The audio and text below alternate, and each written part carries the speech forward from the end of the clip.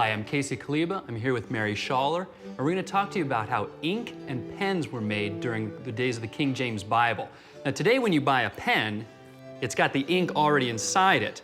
But for the writers of the King James Bible, they had to make both their own homemade ink and their own homemade pens.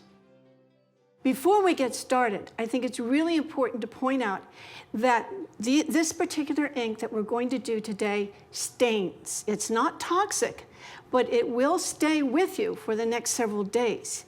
What we're using today is blackberries, good old blackberries. We're also using salt and vinegar. The blackberries is the agent that will give us the dye for the ink. It gives us a really beautiful color.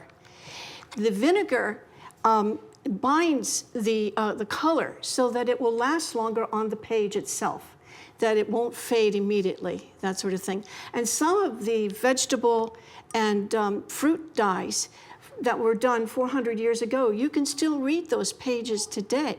So this ink can last a very long time. The salt is used to keep the ink from getting moldy because it is a organic item. So the salt preserves it. So that's the three ingredients: salt, vinegar, and really, really messy blackberries, okay? Well, if we start off first with a half a cup of fresh blackberries. We want to make a lot of ink. Generous. Generous, there we go, yeah.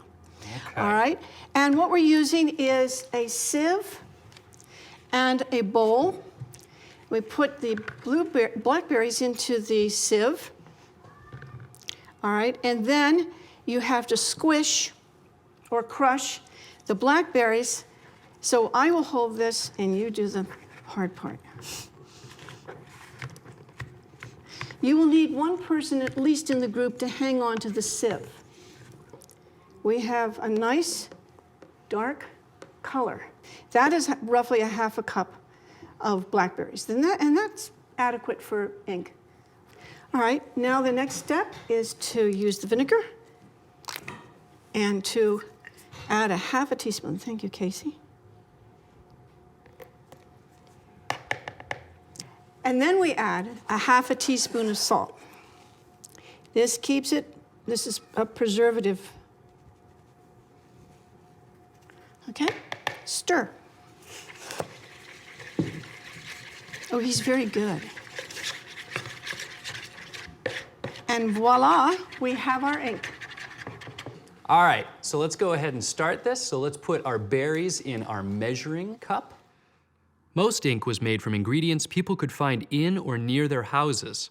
This could include soot from fireplaces, lumps on oak trees called galls, or other natural materials. Okay, that looks pretty good. There were many recipes for making ink, and these were often written in books that had recipes for food, too. There we go. Any teacher, any activity person should make the ink themselves first and have a test run in their own kitchen to find out if this is going to work for them. We found that blackberries worked considerably better than blueberries, even though blueberries was the first recommended berry for this particular activity. I found, at least with the blueberries I had, which were fairly fresh, that I wasn't getting that distinctive blueberry color that you would expect.